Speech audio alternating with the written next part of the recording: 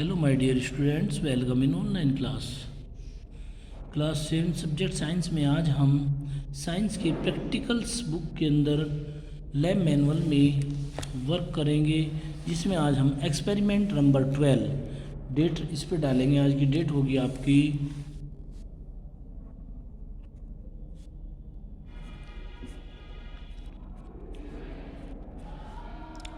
2 जनवरी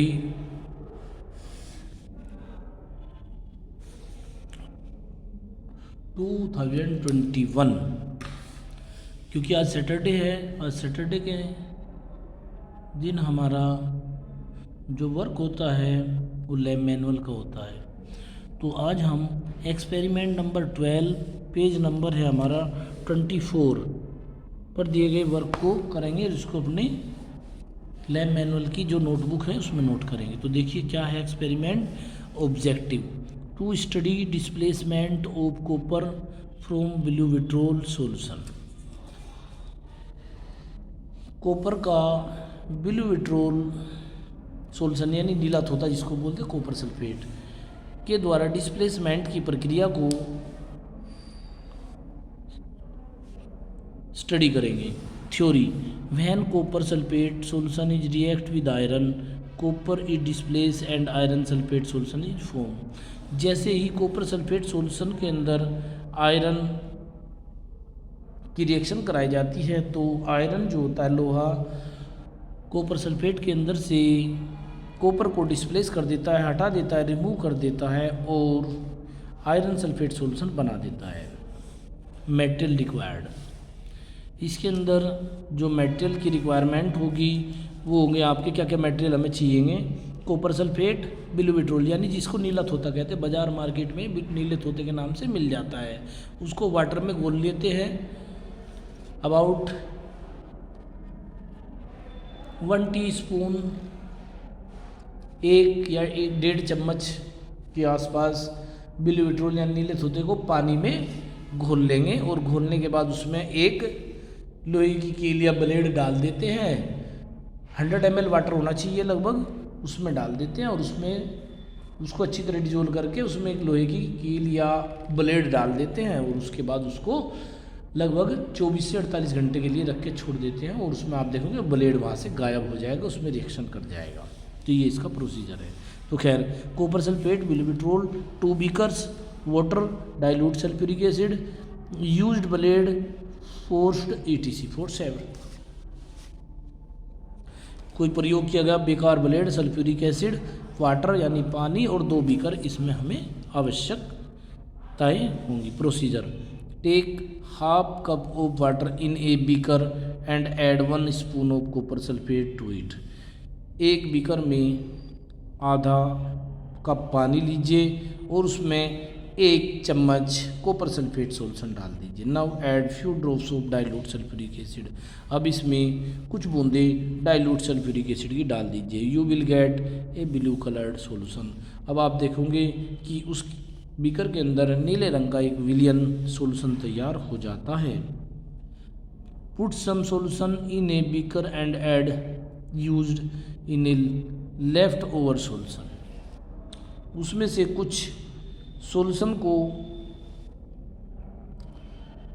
मिला दीजिए, निकाल लीजिए और उसमें ही एक यूज किया हुआ ब्लेड वो डाल दीजिए। Wait for half an hour, लगभग 1.5 घंटे तक वेट कीजिए या you will see that the blue colour of the solution is change. तो 1.5 घंटे के बाद लगभग 1.5-2 घंटे या इसको एक दिन के लिए 24 घंटे के लिए रख के छोड़ दीजिए। उसके बाद आप देखेंगे कि उसमें से ब्लेड गायब हो जाता है। The colour of solution is change green, तो उसका जो कलर होता है ब्लू से ग्रीन में बदल जाता है। It is due to the formation of iron sulphate. ऐसा इसलिए हुआ है कि आयरन ने कॉपर सल्फेट के साथ रिएक्शन करके उसमें से कॉपर हटा दिया और कॉपर को हटा करके उसने आयरन सल्फेट बन गया है। तो ये एक केमिकल प्रोसेस होता है। The brown colour on blade is due to the decomposition of copper layer. Blade के ऊपर एक ब्राउन कलर की लेयर बन जाती है जो इस बात को दिखाती है कि उसमें कॉपर है। The reaction is as following. यह रिएक्शन निम्न प्रकार से होती है। CuSO4 copper sulphate plus Fe iron यानी ब्लेड, लोहे का होता है ब्लेड, तो बनेगा क्या FeSO4।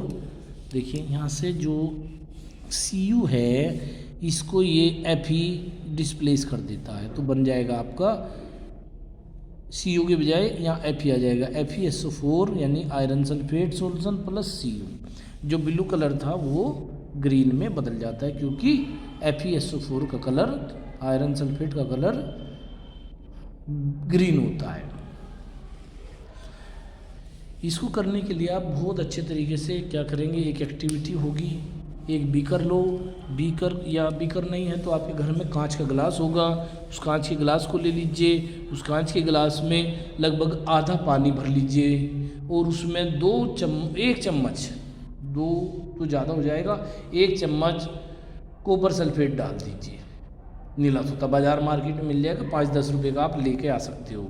वो डाल के घोल लीजिए अच्छे तरीके से और उसमें एक ब्लेड डाल दीजिए। उसको डालने के बाद आप सल्फ्यूरिक एसिड जो अगर आपको अवेलेबल हो जाए तो मिल जाए तो उसको डाल दीजिए, अगर नहीं है तो कोई बात नहीं, उसमें उसी को डाल करके छोड़ दीजिए और उसको लगभग 24 घंटे के लिए रख के छोड़ दीजिए, बिना हिलाए कहीं ऐसी जगह रख दीजिए और अगले दिन उसको आप देखें तो आपको दिखाई देगा कि उसमें से ब्लेड आपका डिजोल्व हो गया, कट गया है, वो ब्लेड धीरे धीरे डैमेज होना शुरू हो जाता है। Observation, iron displace copper from copper sulphate solution.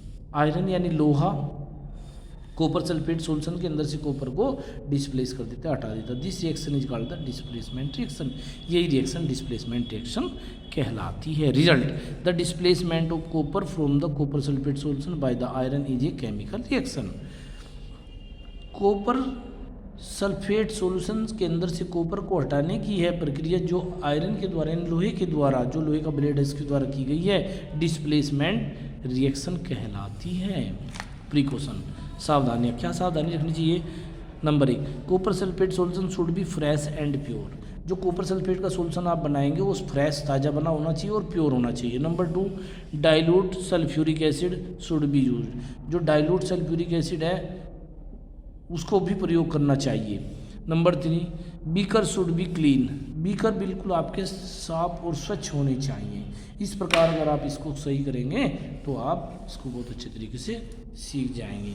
और ये डायग्राम जो है आप लेफ्ट हैंड साइड पर बनाएंगे, दोनों डायग्राम। तो और ये वाली रिएक्शन ये इसके नीचे लिखी जाएगी लेफ्ट हैंड साइड पर, बाकी सारा का सारा आप लाइनिंग वाले पेज पर नोट कर देंगे और इस प्रकार आपका ये एक्टिविटी कंप्लीट हो जाती है। ठीक है बेटा, आज का आपका यही काम है। Thank you and have a nice day.